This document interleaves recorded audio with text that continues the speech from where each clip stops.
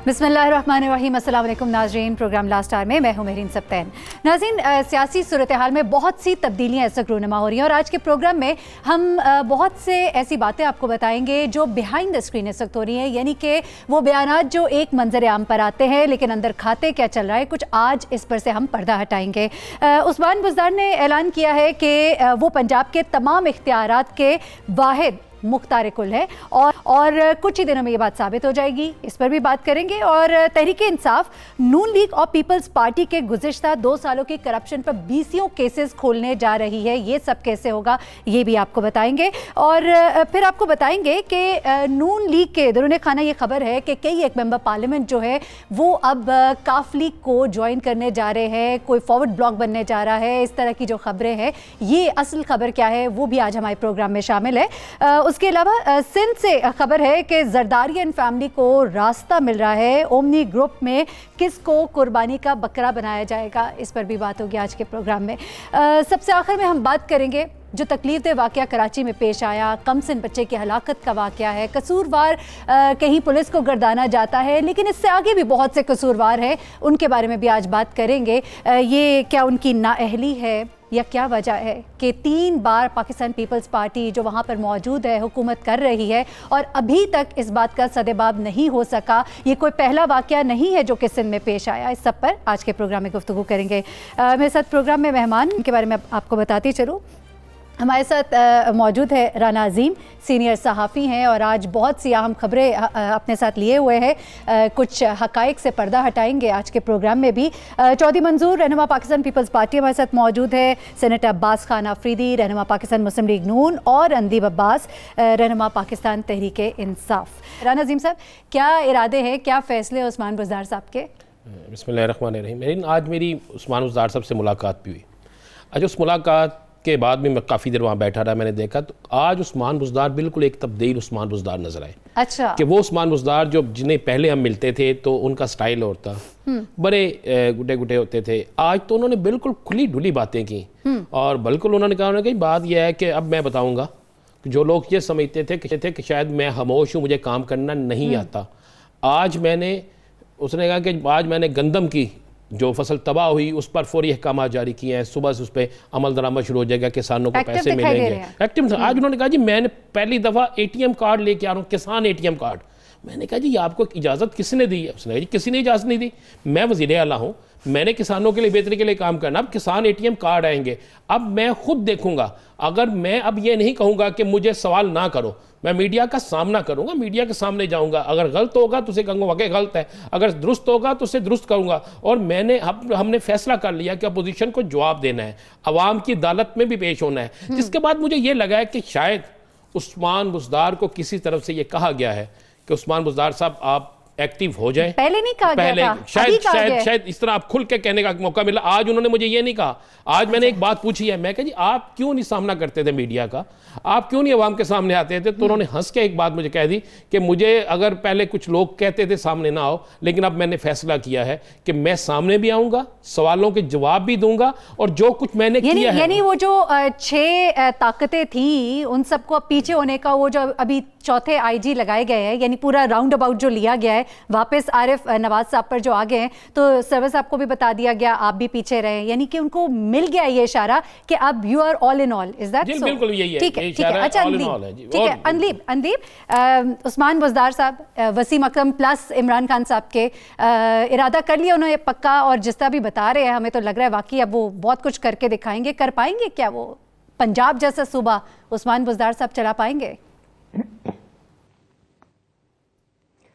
Marine, देखिए हर एक का ना अपना स्टाइल होता है और किसी का स्टाइल ये होता है कि जी आप बहुत एक्टिव होते हैं और आप सारा वक्त मीडिया पे होते हैं, आप बूट पहनते हैं, ज़रा सा फ्लड आ जाए आप हैट पहनते हैं और आप जाके वहाँ कहते हैं कि जी मैं बीमार की तीमारदारी करने आया हूँ। आप एक टेंट में जाते हैं और आप वहाँ पूरी फ़ोटो शूट करते हैं, उसके बाद आप चले जाते हैं तो पता चलता है मीडिया ने वही कॉपी कर लिया कि जी वो टेंट भी भाग गए और मरीज़ जो बेचारे लग रहा था कि पता नहीं क्या हुआ है वो भी उठ के भाग गए।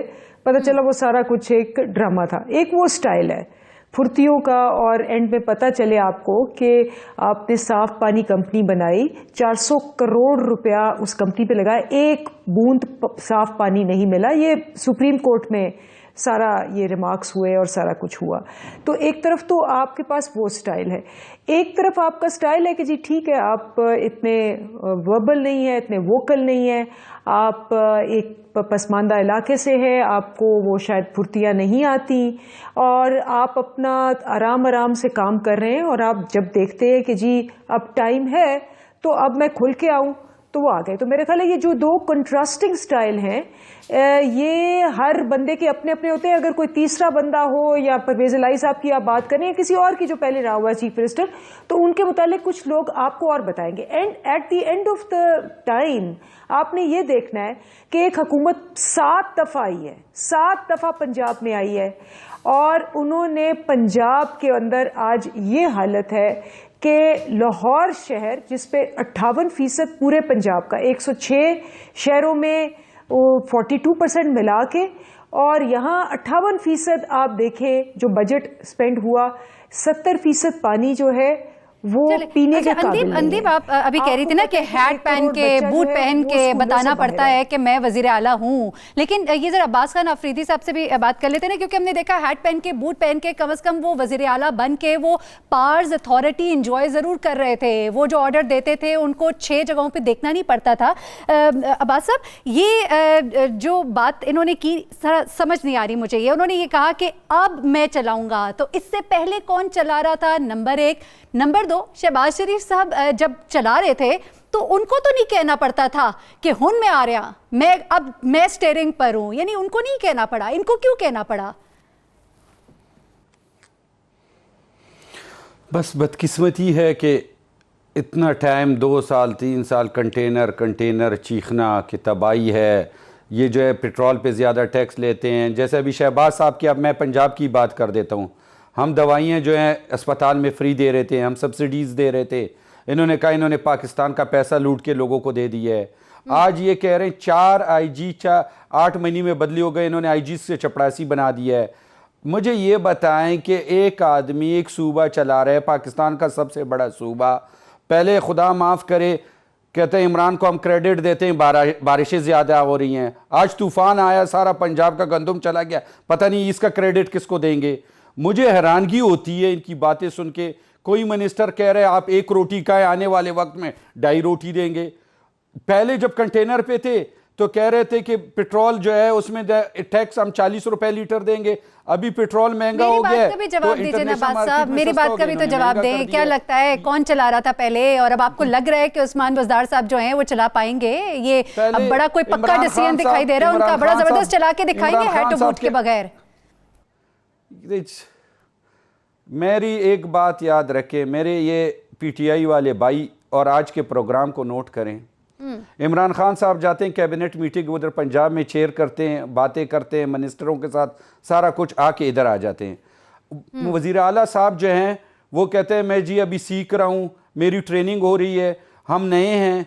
ये पाकिस्तान जो है ये मुल्क है, ये इनकी जो है एक्सरसाइज की जगह नहीं है, ये सीखने की जगह नहीं है, ये क्रिकेट मैच नहीं कि हार जीत हो जाए। इस मुल्क की इकॉनमी है, इस मुल्क ने आगे जाना है। नौजवानों को 1 करोड़ नौकरियों का कहा, घरों का कहा। आज घरों का इफ्तिताह हुआ, मैं देख रहा था, 50 लाख घर के बजाय 30,000 पे आ गए। अगर ये 1-1 लाख घर भी बने तो 50 शहरों में होंगे। खुदा माफ करे, कहीं से तो आगाज करना था ना। ठीक है, चौधरी मंजूर साहब, एक मिनट, मेरी अंदलीब साहब से ये पढ़ी लिखी है, इन्होंने स्टूडेंट, मेरा एक सवाल है, इन्होंने लोगों को पढ़ाया भी बहुत है, ये इनके बहुत से ज्यादा स्टूडेंट्स भी हैं, हमने सुना है।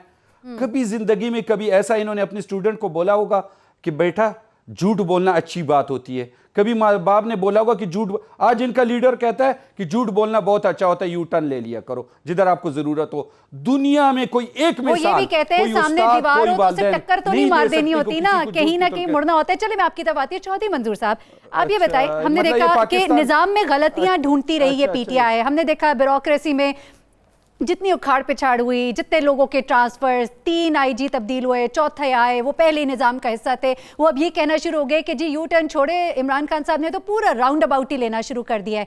फिर हम अगर देखते हैं, परवेज़ इलाही साहब का भी एक मॉडल था, उन्होंने टॉप ऑफ ब्यूरोक्रेसी ली, उसको लेकर चलाया और ये नहीं देखा कि ये किस टीम के हिस्से थे, उन्होंने ये देखा कि ये डिलीवर करें। ये अभी तक निज़ाम में खराबियाँ ढूंढते रहे। आपको क्या लगता है कि उस्मान बुज़दार साहब अगर इसी मॉडल को फॉलो करते रहे, यानी जो नहीं पसंद आ रहा उसको भेजो, दूसरे को लेकर आओ, 7-8 महीने फिर एक्सपेरिमेंट कराओ, would he be able to deliver that way? बहुत शुक्रिया आपका। पहला तो एक मैं गुजारिश करूंगा, एक फ़िक्रा कहा हुआ था खान साहब ने उस्मान बुज़दार साहब के बारे में कि ये वसीम अकरम प्लस है। मैं गुजारिश करूंगा कि खान साहब आप जितनी मर्जी है तारीफ कर लें बुज़दार साहब की, लेकिन वसीम अकरम की इतनी तजलील ना करें, ये मेहरबानी करें। दूसरी गुजारिश मेरी ये है कि अगर इससे पहले 6 जगह पे अबराना अजीम साहब, मुझे आज खुशी हुई कि अगर आज भी उसके अंदर कॉन्फिडेंस आ जाए और वो कुछ डिलीवर करना शुरू कर दे तो ये अच्छा होगा राना साहब। बिल्कुल इस सूबे के लिए, इस सूबे की 12 करोड़ आवाम के लिए ये अच्छी खबर होगी। लेकिन अलमिया ये है कि सबसे पहले जो इनकी नाकामी का आगाज होता है, जिस नासिर दुरानी साहब को आईजी को इन्होंने बेचा 5 साल, वो सबसे पहले इस्तीफा देके चले गए, जो रिफॉर्म्स के लिए आए थे। और उसके बाद रिफॉर्म्स की हालत देख लें, कहां पे कौन सी रिफॉर्म्स हुई हैं। अस्पतालों के अंदर सिर्फ टेस्टों में, दवाइयों की कीमतों में 300 से 400% इजाफा किया इन्होंने। बाकी एजुकेशन की जो हालत है उसको देख लें, क्योंकि ये तो ठीक करने आए थे। चौधरी मंजूर साहब, आपको लगता है, वैसे एक बात का जवाब दीजिएगा, आपको लगता नहीं है कि अब अवेयरनेस आ रही है आरिफ नवाज साहब का वापस दोबारा आ जाना, यानी कि वो पहले भी रह चुके आईजी, उसके बाद वो दोबारा जब अगर आ गए तो रियलाइज कर रहे हैं कि भाई अब हम पॉपुलर ब्यूरोक्रेसी के साथ हम चलाते हैं, पॉपुलर लोगों के साथ निजाम को चलाते हैं, तो मे बी रियलाइजेशन अब बढ़ गई है? नहीं, देखिए ये इशू नहीं है मेरा किसी से जाती, ना कोई ताल्लुक है, ना किसी से कोई इख्तलाफ है किसी ऑफिसर के साथ। मैं एक प्रिंसिपल बात कर रहा हूं कि देखिए आपने 4 आईजीज 8 महीने के अंदर बदल दिए। इसका मतलब आपको अभी तक ये समझ नहीं आ रही कि इस सिस्टम को कैसे चलाना है, कैसे नहीं चलाना। कभी आप कहते हैं कोई आईजी हमारी फलां बात नहीं मानी, कोई किसी ने फलां नहीं मानी। सो वजह भी अगर आप बता दें कि 4 आईजी क्यों तब्दील किए गए हैं।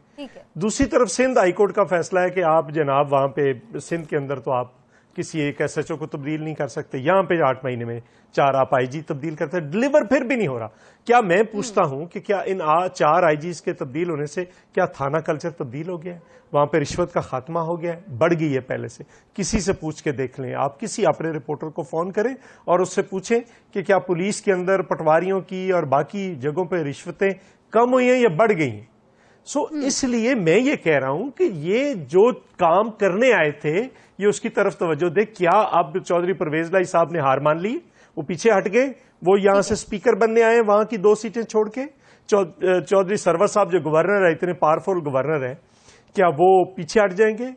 क्या जहांगीर खान तरीन साहब पीछे हट गए, उन्होंने हाथ खड़े कर दिए? क्या जो अपने शाह महमूद कुरैशी साहब हैं उन्होंने पंजाब से हाथ खींच लिए?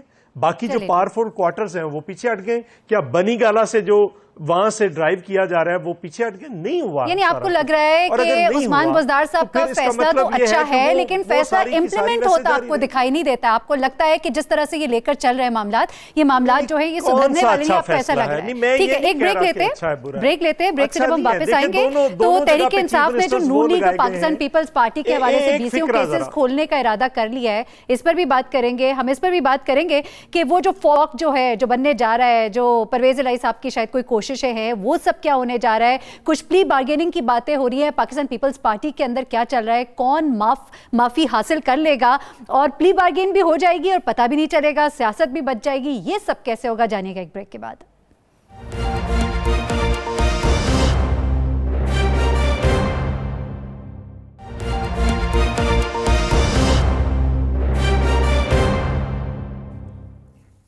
जी वेलकम बैक। जी राना साहब, क्या अहम खबरें हैं? बीसीओ केसेस खोलेंगे तो कैसे खोलेंगे? पहले जो केसेस हैं जो खुले पड़े हैं उनको अंजाम तक पहुंचाने की बातें हो रही हैं, इशारे दिए जा रहे हैं, शेख रशीद साहब पैगामात दे रहे हैं कि मर जाएंगे छोड़ दें, तो अब जो और खोलेंगे तो उनको फिर कैसे छोड़ेंगे और इनको कैसे छोड़ेंगे? देखिए, आज से पहले जितने केसेस हैं ना, वो केसेस जो मेरी एक रिपोर्ट के मुताबिक, वो केसेस उनमें से कोई भी एक केस ऐसा नहीं है जो मौजूदा हुकूमत ने बनाया है। अब बहुत से केसेस तैयार हो चुके हैं, जिसमें एक सिंध के अंदर सखर में एक सरकारी अफसर जो है वो आइंदा चंद रोज में गिरफ्त में आ रहा है। ठीक है। वो सरकारी अफसर जो है उसका तल्लक महकमा फूड से है।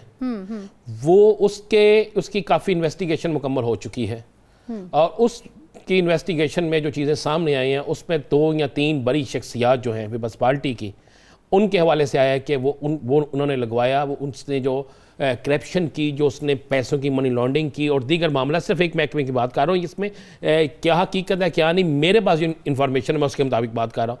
उसमें तगड़ी शख्सियात 2 जो हैं उन पे मुकदमा तैयार होगा, उनके मुतल्लक उनके हवाले से अहम तरीन सबूत जो है वो अदारों को मिल चुके हैं। पंजाब के अंदर आप आ जाए, पंजाब के अंदर जो है बाकायदा 4 बड़ी फर्म्स जिनको सबसे ज़्यादा ठेके पंजाब में दिए गए और उनमें से 132 ऐसे प्रोजेक्ट थे जो कागजात की हद तक तो मुकम्मल हुए, लेकिन उनके फंडिंग भी जारी हो गई, उनके सारा कुछ जारी हो, एनओसी भी जारी हुआ, मगर हकीकत में उनका तल्लक नहीं था।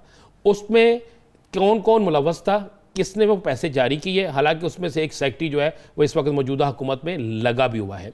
को उस हवाले से भी जो है बाकायदा इन्वेस्टिगेशन मुकम्मल करके काम शुरू हो गया है और आइंदा बिल्कुल तेज, और आइंदा आने वाले चंद दिनों में ये आपको नजर आ जाएगा किसी ना किसी रेफरेंस से कि उनके खिलाफ किस तरह कार्रवाई हो रही है और कौन कौन उसमें गिरफ्त में। ठीक है अनदीप, आप सुन रही है अभी राना साहब जिस तरह से बता रहे हैं, इमरान खान साहब को भी हम यही सुनते हैं कि छोड़ूंगा नहीं, और अभी पीछे हमने ये भी सुना फवाद चौधरी साहब को उन्होंने डिस्कस किया उनके साथ बाकायदा बुला के कि किस किस को पकड़ना है और लोगों को जो अवेयरनेस देनी है इस हवाले से, वो सब कुछ भी मंजर आम पे आता रहा। लेकिन क्या इस तमाम तर सिचुएशन में जब मामलात मईशत के किस तरह से फंसे हुए हैं, वो सब कुछ एक तरफ चल रहा है, इतने सारे और केसेस में हाथ डाल देना, और जब ऐसा लग रहा है, नजर आ रहा है कि अभी इन तमाम मामलात को दूसरे मामलात के साथ लेकर चलना मुश्किल होगा, would it not be difficult?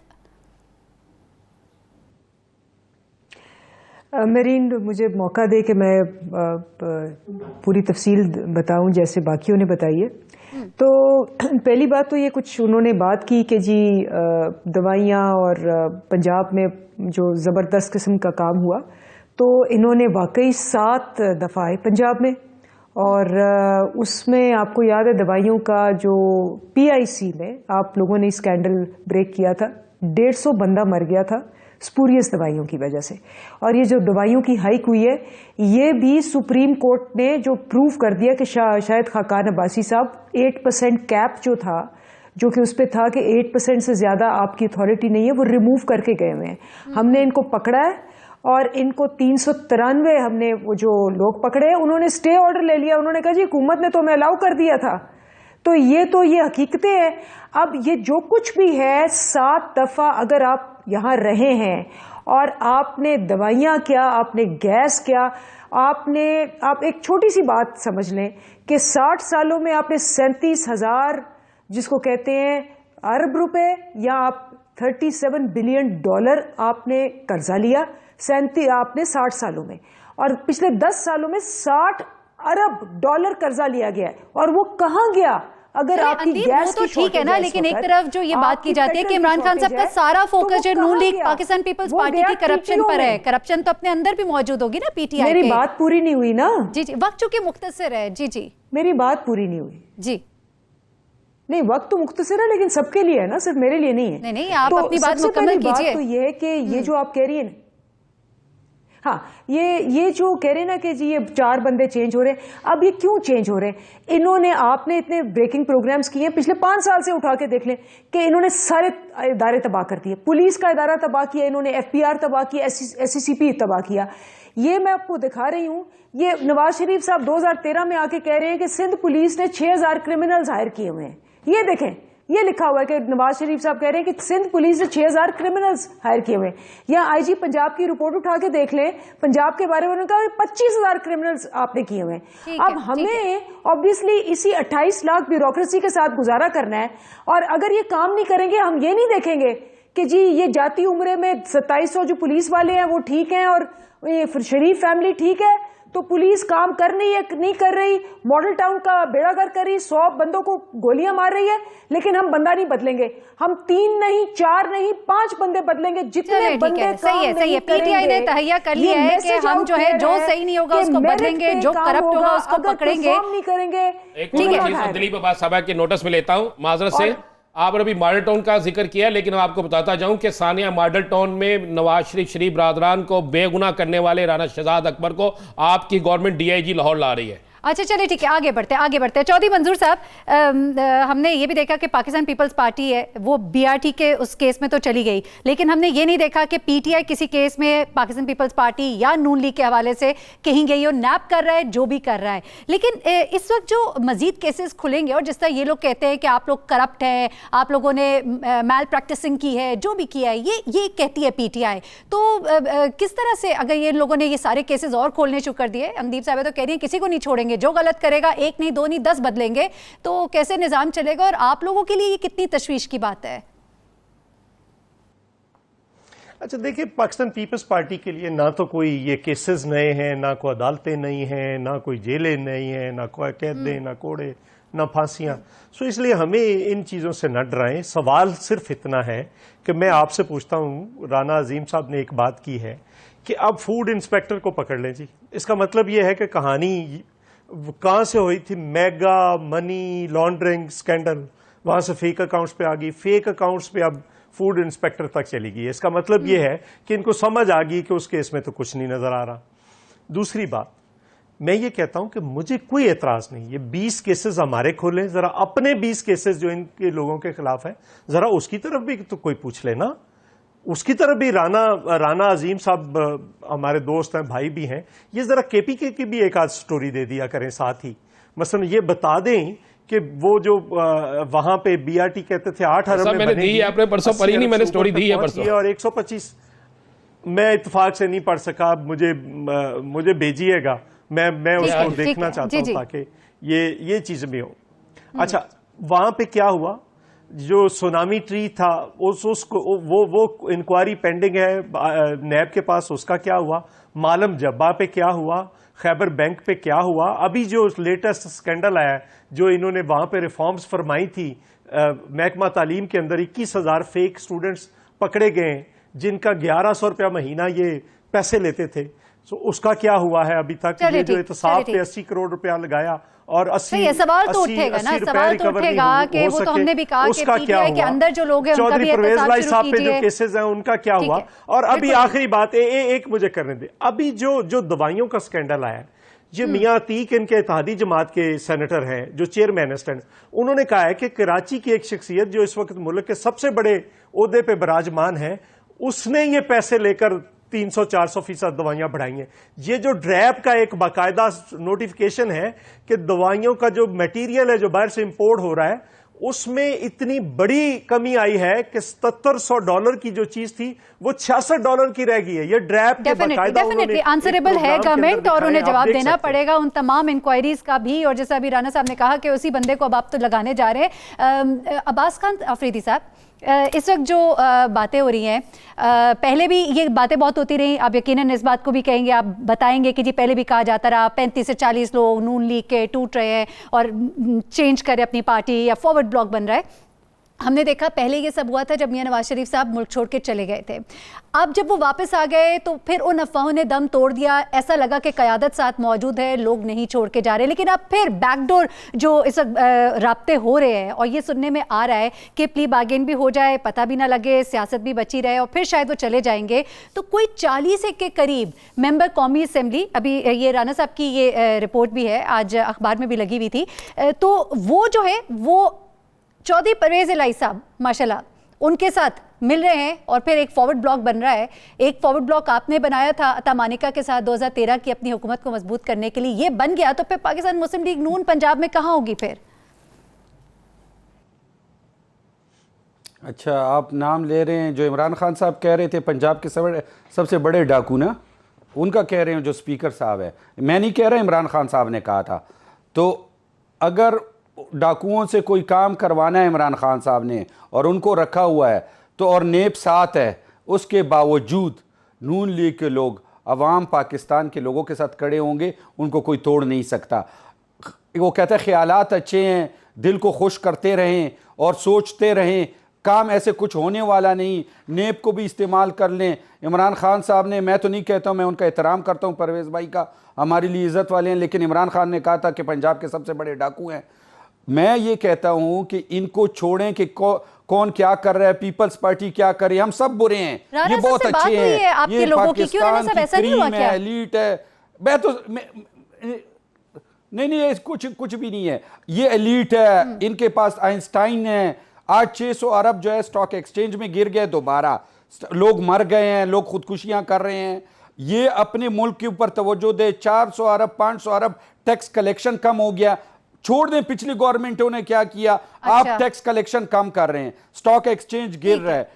इन्होंने, एक मिनट, इन्होंने कहा कि हमने 60 अरब डॉलर 70 साल में लिए हैं। मैं इनसे पूछता हूं कि आपने 9 महीने में 17 अरब डॉलर IMF के साथ और सारे मुल्कों से, अगर 5 साल खुदा ना ख्वास्ता इस मुल्क पे आप रहे तो 5 साल में 60 अरब डॉलर। अब्बास खान अफरीदी साहब, मेरी बात का जवाब तो दीजिए। आपने कहा आपके बंदे इंटैक्ट है। राना अजीम साहब, ये क्या खबरें क्या हैं फिर आपके पास? मैं डेट दे देता हूँ। अफरीदी साहब भाई हैं, चूंकि उनको जो बात कर रहे हैं उनके पास अपना सोर्स होगा। ले, मैं चौधरी मंजूर साहब बैठे हैं, ये भी बैठे हैं, मैं ये पेशन गोई कर देता हूँ।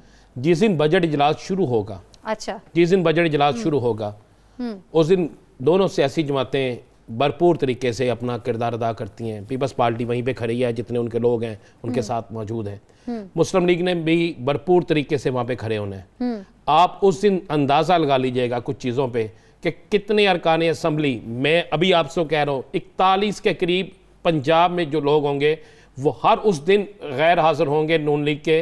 ऐसा तो पहले भी होता रहा ना, ऐसे तो पहला भी होता रहा, लेकिन नून लीग छोड़ के तो नहीं गए ना। जिस दिन असेंबली में कोई अहम चीज होगी, और जहां तक आप कह रहे छोड़ के जाने के चले, बजट के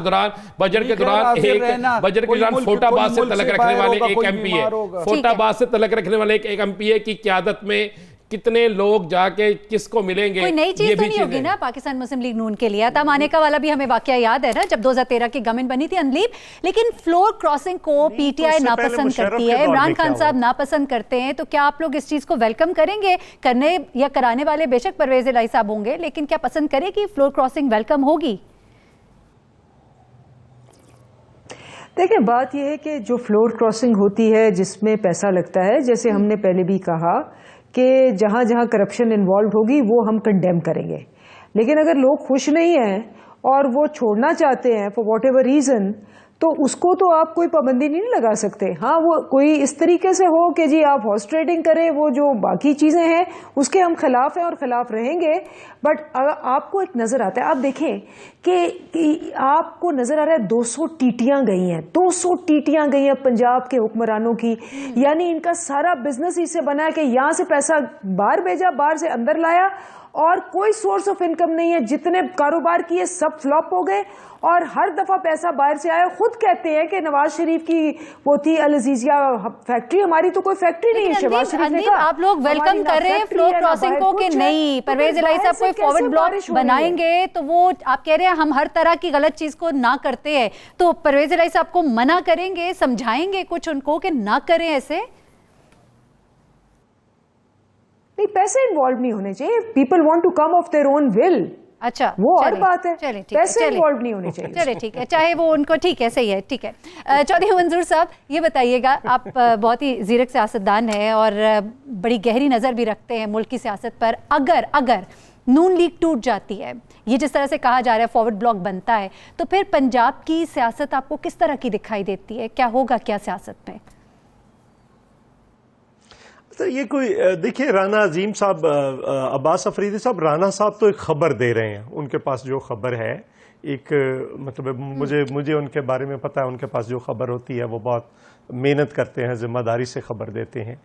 लेकिन सवाल ये है कि क्या ये पहली बार होने जा रहा है? ये जो नैब बनाई गई थी जब जनरल मुशर्रफ के दौर में, तो वो उसने क्या किया था, पहले इलेक्शन से पहले तोड़ी थी, नून लीग तोड़ी थी, पीपल्स पार्टी तोड़ी थी, और फिर राणा साहब को पता है, ये उस वक्त रिपोर्टिंग करते रहे, हमारे 22 मेंबरान को तोड़ा था, पैट्रियट बना दिया गया था। और इनको शायद याद होगा, मैंने एक तकरीर की थी कि मेरा अलमिया देखिए, इन्होंने लफ्जों के मानी बदल दिए हैं। मैं अपने आप को कौमी असम्बली में खड़ा होकर पैट्रियट भी नहीं कह सकता। अगर मैं पैट्रियट कहता हूं तो अपनी पार्टी का गद्दार होता हूं। वही काम अगर फिर ये जो नैब का सारा और जो कुछ हो रहा है, जितना शोर है, उसके नतीजे में अगर करते हैं तो फिर अल्टीमेटली आप तो फिर वहीं पे आकर खड़े हो गए। जो असूल ज़ाब्ते की आपने बातें की थी वो सारी की सारी धरी की धरी रहेगी ना।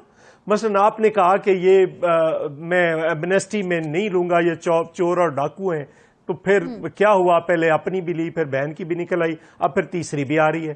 कहा ये कातिल है, ये जो है एमकेएम वाले, फिर साथ में ला लिया। आप चाहे परवेज लाई साहब के बारे में अभी अब्बास अफरीदी साहब ने बता दिया, बाकी लोगों के बारे में। तो ये चीजें, आपने कहा IMF नहीं जाऊंगा, खुदकुशी कर लूंगा, फिर आपने कहा सियासत में नहीं आऊंगा, खुद को गोली मार लूंगा। सो ये चीजें जो आप कर रहे हैं, फिर अल्टीमेटली क्या होगा, आप उस पार्टी को तोड़ेंगे, कल को आपकी पार्टी नहीं टूटेगी। आपकी पार्टी तो वैसे ही चूं चूं का मरबा है, कोई इधर से पकड़े, कोई उधर से पकड़े। ये अंदलीब अब्बास साहबा जितने कितने लोग हैं इस वक्त, ये मिनिस्टर होनी चाहिए थी ना, जो बुनियादी पीटीआई के हैं। कितने मिनिस्टर हैं जो बुनियादी पीटीआई के हैं? ये एजाज शाह कहां से लेकर आ गए? इसको देखें, बाकी लोगों को देखें। सो ये अगर अपना किसी को तोड़ेंगे, ज्यादती है। पाकिस्तान पीपल्स पार्टी जो है ना, ये आप लोग जो है ठीक नहीं शायद करने जा रहे हैं। जो कह रहे हैं, वो वैसे कह रहे हैं कि ऐसा कोई मामला नहीं है। परसों उन्होंने जो बयान दिया है, कि अवाम की छितरौल होगी, आप अंदाजा करें, उनके ज़हन का अंदाजा करें कि छितरौल तो अब पीटीआई की शुरू हो गई है। जो महंगाई हो रही है, जो बेरोजगारी बढ़ रही है, जिस तरह से है, अवाम अब छितरौल आपकी शुरू कर दी थी। आप कह रहे हैं कि अगर किसी ने जुलूस निकाला तो अवाम की छितरौल होगी। कभी ये किसी ने कहा है? आप जरा माइंडसेट से आप अंदाजा करिए ना कि ये क्या सोच रहे हैं, क्या कहते हैं। सो मैं ये कहता हूं कि ऐसे लोगों की बजाय अगर आप इस तरह से करेंगे तो आप तो वैसे ही ताश के घरौंदे में बैठे हुए हैं, वो तो एक ठोकर से पहले टूट जाएगा सारा कुछ। सो ये ना करें। मैं नहीं, हमने नून लीग को भी मना किया था। पीपल्स पार्टी ने चौधरी परवेज लाई के साथ बड़ा मुश्किल था। मर्जी से जाना चाहे, मर्जी से अगर जाना चाहे तो इसमें क्या बुराई है? जब वो देख रहे हैं आपकी क़यादत जो है वो आपको छोड़ के जा रही है, मामला तय कर रहे हैं, लोग बाहर निकल जाएंगे, तो फिर आप करेंगे ना, कोई रास्ता ढूंढेंगे अपने लिए। ऐसा नहीं होता, ऐसा नहीं होता, ये तोड़ा जाता है। देखिए, मुझे पता है मुझे इस इलेक्शन में क्या क्या कहा गया। एक मिनट मुझे दीजिए। मैं ये कहता हूं कि ये सब कुछ किया जाता है, ये होता अपनी मर्जी से, विल से कोई गए पीटीआई के अंदर लोग, इससे पहले काफ लीग में, फिर जुनैजो लीग में, ये जो सारा होता है ये अपनी विल से होता है, ये किया जाता है। ये ना करें, इस सिस्टम को जो थोड़ा बहुत चलने लगा है वो चलाएं। हमने नहीं किया था, हम काफ लीग उस वक्त तोड़ सकते थे मरकज के अंदर, हमने तोड़ने की बजाय गालियां ले ली, अपने वर्कर से तजलील सह ली, लेकिन परवेज लाई की काफ लीग के साथ समझौता किया जिसके लिए हमारा कारकुन ने तस्लीम नहीं किया था। चलिए ठीक है, ब्रेक पे हम जाते हैं। ब्रेक से जब हम वापस, नज़ीम साहब आपका तो मैं पहले शुक्रिया अदा करूंगी, आप हमारे साथ इस सेगमेंट तक मौजूद थे। ब्रेक से जब हम वापस आएंगे तो कराची में जो अफसोसनाक वाक़या पेश आया उसके मुहर्रिकात ज़रा जानने की कोशिश करेंगे। वो पुलिस रिफॉर्म्स जो कि दावा किया जाता है 3 बार वहाँ पर हुकूमत करने वाली पाकिस्तान पीपल्स पार्टी सिंध ने, उसने किया तो फिर किया क्या, इस सब पर गुफ्तगू करते एक ब्रेक के बाद। हमारे साथ रहिएगा।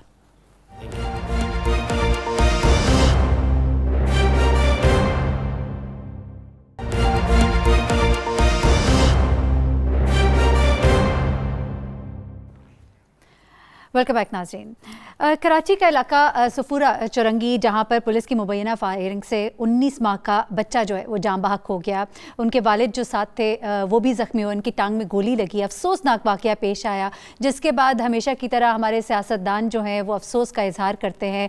पुलिस जो है, IG पुलिस ने भी आकर ज़िम्मेदारी जो है वो कबूल की और उन्होंने इस पर माजरत भी की।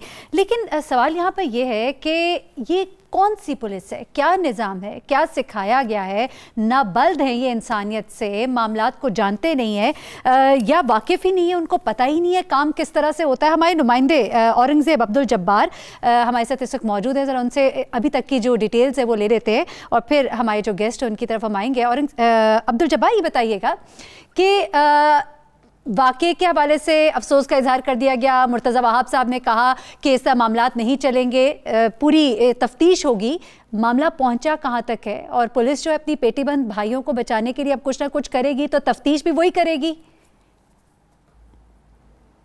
जी हाँ, बिल्कुल बिल्कुल होता तो यही आया है हमेशा कि पुलिस जो है वो अपने ही लोगों के ख़िलाफ़ तहकीकात करती है, और मादी में भी जो है वो एक नहीं बहुत सारे ऐसे वाक़यात देखे गए हैं जिसमें ये गफलत का मुज़ाहरा करने वाले जो पुलिस एहलकार हैं वो क्लियर हो जाते हैं। तो अब ये देखा गया है कि ये एहसन नामी बच्चा जो कि कल पुलिस की गोलियों का निशाना बना है, इसकी तफ्तीश के ये बताया गया है कि CTD जो है वो इसकी तफ्तीश करेगी। DIG CTD है अब्दुल्ला शेख, वो और SSP साउथ जो है वो इस कमेटी में शामिल किए गए हैं, जबकि एक और अफसर को जो है वो ये कमेटी अपनी जो मर्जी है उससे शामिल कर सकती है, जिससे तफ्तीश में हेल्प ली जाएगी। अभी तक होने वाली तफ्तीश के मुताबिक पुलिस एहलकारों का जो बयान लिया गया है उसमें उनका ये कहना है कि डाकुओं का वो ताक़ुब कर रहे थे, लेकिन जो फैमिली है वो इससे तमाम तर जो पुलिस का मौक़िफ़ है उसको मुस्तरद करती है और कहती है कि वहाँ पर कोई डाकू मौजूद ही नहीं था, वहाँ पर कोई मुकाबला ही नहीं हुआ। पुलिस एहलकार जो है वो आपस में ही जो है वो बहस और तकरार और लड़ाई कर रहे थे, जिसके बाद ये फायर हुआ और ये जो इस एहसन नामी बच्चे को आकर लगा और उसकी मौत हो गई। अच्छा औरंगज़ेब, इससे पहले अमल का वाक़या भी बहुत हाईलाइट हुआ था, इसके अलावा इससे पहले और भी इस तरह के वाक़यात होते रहे, तो वो मामलात जो अंजाम तक ठीक से नहीं पहुँचे, तो क्या ये मामला जो है ये अंजाम तक, और जो रिस्पॉन्सिबल है they will be held accountable, उन्हें सज़ा मिलेगी, कुछ ऐसा दिखाई दे रहा है? वो तो मतलब पहले तो मानेंगे नहीं, मानेंगे तो तफ्तीश भी खुद ही करेंगे या तफ्तीश किसी और से कराई जाएगी? मुर्तज़ा आप तो कह रहे थे बल्कि कि तफ्तीश किसी और से करानी चाहिए, इनसे नहीं करानी चाहिए, क्या ऐसा कुछ होने जा रहा है? जी देखिए, पुलिस का जो दूसरा सेल है CTD उसको तफ्तीश तो दे दी गई है, वो अब अपनी तफ्तीश शुरू करेगी। जहां तक रही बात अमल की, तो उस केस में ये देखा गया था कि कुछ पुलिस एहलकार जो थे उन्हें जिम्मेदार करार दिया गया था और उनके खिलाफ महकमा जाती कार्रवाई भी की गई थी। अब से थोड़े अरसे पहले ही जो है वो एक वाक़या अंडा मोड़ नॉर्थ कराची में पेश आया था, जहाँ पर मेडिकल की स्टूडेंट निम्रा के साथ भी यही वाक़या हुआ था कि जब डकैती के दौरान पुलिस एहलकारों की फायरिंग से रक्षे में बैठी हुई वो निम्रा जो लड़की थी वो जाबाक हो गई थी। इसके बाद पुलिस एहलकार के खिलाफ मुकदमा हुआ, लेकिन कोई कार्रवाई नहीं हुई क्योंकि उसकी फैमिली जो है वो उस वक्त ये फैसला नहीं कर पाई थी कि क्या कार्रवाई करवानी है और क्या नहीं। तफ्तीश कौन कर रहा है? जी देखिए, तफ्तीश जो है वो CTD कर रही है, DIG CTD है अब्दुल्ला शेख, वो खुद इस तफ्तीश को जो है वो मॉनिटर करेंगे। जी ठीक है। अंदीप, आप क्या कहेंगे इस पे? वफाक की भी एक अपनी जिम्मेदारी होती है, 149 का तो जिक्र कर दिया जाता है, फ़रूक नसीम साहब कहते हैं अपनी स्पेशल पावर्स का भी कभी इस्तेमाल कर लेने का भी कहा जाता है। वफाक क्या ये बैठ कर सिर्फ देखती रहेगी कि सिंध में क्या हो रहा है, इस तरह के वाक़यात, बच्चों की अमवात, गोलियों का लग जाना, पुलिस का काम करना इस तरह से? ठीक है, वो सिंध हुकूमत की जिम्मेदारी। हम जाएंगे मंजूर साहब की तरफ, आप क्या कहती हैं? देखिए महरीन, जो बच्चों का वाक़या होता है कहीं भी हो वो सबसे ज़्यादा दिल खराश होता है, और स्पेशली एक 1.5 साल का बच्चा अपनी माँ के गोद में जा रहा है रिक्शे पे, मेरे ख्याल इससे बड़ी ट्रेजेडी कोई हो ही नहीं सकती। और माँ बाप बेचारे जिस हालत में होंगे हम सोच भी नहीं सकते। तो इसलिए ये कहीं भी हो, पाकिस्तान में हो या बाहर हो, स्पेशली पाकिस्तान के अंदर हो, तो ये हम सबकी ज़िम्मेदारी है। मेरा ख्याल है एक टोटल फेलियर है निज़ाम का। और जैसे मैं पहले भी कह रही थी कि ये पुलिस में जब आप क्रिमिनल्स भर लेते हैं और ट्रिगर हैप्पी होते हैं, और ये मैं मैं पंजाब की भी बात कर रही हूँ, मैं सिंध की भी बात कर रही हूँ, ये 40 साल से इस निज़ाम को जब आपने ऐसे लोग भरे हैं जो कि गुल्लू भट्ट जिनका नाम पड़ गया हुआ था, जो कि लोगों पे औरतों पे खुली गोलियां मार सकते हैं जबकि सारे चैनल उनको लाइव दिखा रहे हैं, तो उसके बाद इस निज़ाम को बदलने के लिए आपको टाइम चाहिए। केपी के अंदर चाहिए, और टाइम कितना चाहिए और किस किस को चाहिए? चले आप लोग तो कह सकते हैं, इस वक्त आप लोग की पहली बार हुकूमत आई है। अब्बास साहब, PTI का आप कहेंगे, जाहिर सी बात है, सानिया साहिवाल सामने है, लेकिन सवाल तो आप पर और पाकिस्तान पीपल्स पार्टी पे उठता है ना कि वो जो इतने अरसे से हुकूमत में रहे, तो फिर किया तो क्या किया, निजाम को बेहतर क्यों नहीं किया? इस वाक़े पर क्या कहेंगे? मेरी एक लास्ट बात सुन लेना। हमने KP में किया, लेकिन हमें 3 साल लगे वहां उस निजाम को चेंज करने के लिए। 2017 में एक्ट भी आ गया उसका। अब यहां अगर हम चेंज करना शुरू हो रहे हैं तो आप लोग बड़ा माइंड कर रहे हैं। लेकिन अंदीप, वो बड़ा मुश्किल है, उस KP वाले निजाम को आपने पंजाब में जब अप्लाई करने की कोशिश की तो उसी शख्सियत को जिसको आप लोग को देकर आपको बदलना पड़ा। अच्छा, वक्त चूंकि बहुत मुख्तसर रह गया है। अब्बास खान अफरीदी साहब, योर कमेंट पे मैं मंजूर साहब की तरफ जाऊंगी क्योंकि उनसे जानना है कि मामलात हैं क्या सिंध में इस पुलिस के हवाले से। जी अब्बास साहब। ऐसे है कि पहले तो ये बहुत ही ऐसा वाक़या है कि अल्लाह ताला उनके वालिदैन को सब्र अता फरमाए, और हमें कोशिश करनी चाहिए, पुलिस को भी कोशिश करनी चाहिए कि ऐसे वाक़यात पेश ना आए। एज अ स्टेट हम ये कह दें कि फेलियर है, एज अ स्टेट अभी स्टेट चला कौन रहा है। मुझे तो अफसोस होता है जब PTI वाले कहते हैं कि ये अभी आप रिस्पॉन्सिबल हैं, आप चला रहे हैं, आप ठीक कर लें, चलो दूसरे ने नहीं किया आप कर लें। आप बोले हमने 9 महीने में ये किया, हम आगे वाले वक्त में ये कर रहे हैं, हम ऐसा बदल रहे हैं ना, 3 IG बदल दिए, वो जो कोशिश कर रहे हैं बदलने की। पाकिस्तान को बदलने में कुछ टाइम लगेगा, 5 बदल दिए, 50 और बदल दें, 50 और बदले, 1 साल हो गया, 100 दिन का इनका प्लान था, 1 साल हो गया, 1 साल में बोल दें कि अभी पेट्रोल सस्ता करेंगे, बिजली से पुलिस को ठीक करेंगे, लोगों को अमन देंगे, फलाना 1000 बातें, हर एक चीज रिवर्स पे चल रही है। पूरे पाकिस्तान को रिवर्स गियर लगाया हुआ है, इकोनॉमी तबाह बर्बाद हो रही है, ये इन्होंने मजाक बनाया हुआ है। आके बैठ के कंटेनर से, अल्लाह के वास्ते कंटेनर से उतर जाएं। पाकिस्तान कौम यकम तारीख को आज मैं आपकी फुल रिस्पांसिबिलिटी है, अब जो भी होगा यही जवाब देंगे। 10 रुपए चौधरी मंजूर साहब, एक मिनट मैंने एक बात करनी है। यकम तारीख को ये फिर 10 रुपए फ्यूल को बढ़ाएंगे दोबारा, और इंटरनेशनल मार्केट में सस्ता हो रहा है, और यकम को ये फिर बड़ा ही अफसोसनाक वाकया है जिसका कि हम जिक्र कर रहे हैं। अब्बास खान आफरीदी साहब, अभी पेट्रोल से और इन चीज़ों से आगे निकल के ज़रा बात करते हैं। चौधरी मंजूर साहब, आपके सूबे में ये जो वाकया तवातर से पहले भी अमल का भी वाकया है, वो बच्ची जो रिक्शे में बैठी थी वो भी वाकया है, ये निज़ाम और ये पुलिस, और इस पुलिस पर आप लोग का कंट्रोल और इस तरह के वाकयात पे बार बार होना और अपनी लड़ाई को कह देना कि हम किसी को पकड़ रहे थे, हम किसी को मार रहे थे, तो और इनकी तफ्तीश खास तौर पे वही CTD वही अपने इदारे करेंगे तो निज़ाम बेहतर कैसे होगा? आप क्या मशवरा देते हैं? आप अपनी पार्टी को क्या मशवरा देते हैं? सिंध हुकूमत को क्या मशवरा देते हैं? करना क्या चाहिए इस तरह के मामलात में? पुलिस को ठीक करे कैसे? पहली तो बात यह है कि मेरा ताल्लुक पंजाब से है, वो सिंध के अंदर हुकूमत तो है ना आपकी, पाकिस्तान पीपल्स पार्टी सिंध में है, से ताल्लुक है। मैं उधर आ रहा हूँ। दूसरी गुजारिश ये है, ये एक बहुत ही अफसोसनाक वाकया है, और अलमिया ये है कि इस वाकये के फौरी बाद जब चीफ मिनिस्टर ने उठकर और चीफ कैबिनेट मीटिंग के अंदर ये बात की, और जो उनके सिंध हुकूमत के नुमाइंदा है वो बाहर आकर उन्होंने कहा कि ये पुलिस जिस वक्त ये कॉन्फ्रेंस कर रही थी उस वक्त ये वाकया हो रहा था। अब पुलिस का काम पॉलिसी बनाना नहीं है, कानून साजी नहीं है, उसका काम इंप्लीमेंट करना है। अब सवाल यह है कि सिंध हाई कोर्ट के 2 फैसले आते हैं। एक फैसला आता है कि सिंध के अंदर आप जो 5 आप रख सकते हैं एडवाइजर, आप एडवाइजर नहीं रख सकते, वो एडवाइजर फारग कर दिए।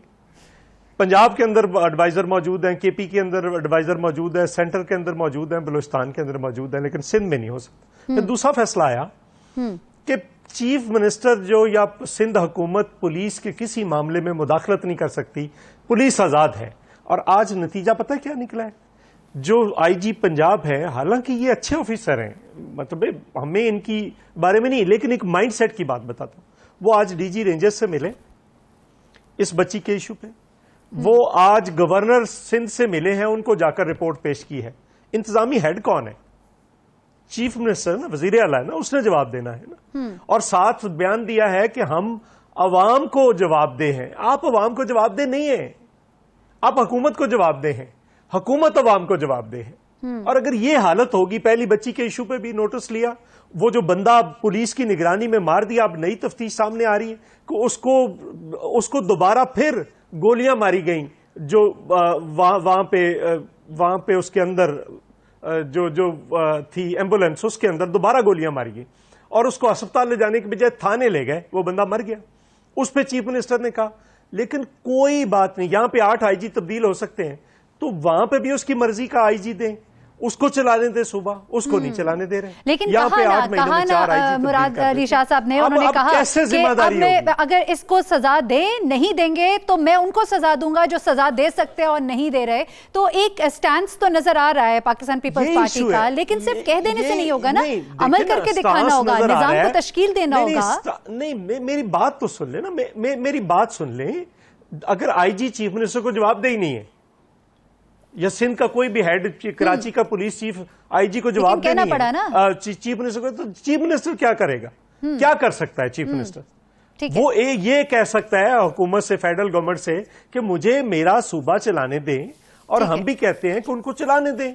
अगर जिम्मेदारी है, चीफ मिनिस्टर ये कर सकता था कि उनके घर चले जाए, हमारे मिनिस्टर चले गए, पहली बच्ची के घर में चले गए, लेकिन पुलिस अपने, वो कहती जी नहीं, फोर्स डीमोरलाइज हो जाएगी। भाई जो गलत करता है उसके खिलाफ कार्रवाई होती है। ठीक है, सीरियस इशू है चौधरी मंजूर साहब, क्योंकि प्रोग्राम का वक्त खत्म हो गया।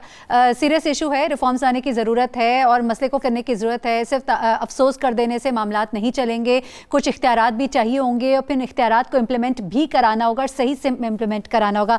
अंदीब अब्बास आपका, चौधरी मंजूर साहब आपका और अब्बास खान अफरीदी साहब, आप तीनों का बहुत शुक्रिया हमारे साथ मौजूद थे। नाज़रीन, इंशाल्लाह आपसे फिर कल मुलाकात होगी, तब तक के लिए मुझे इजाज़त दीजिए। अपनी दुआ में हमें भी याद रखिए। अल्लाह हाफ़िज़।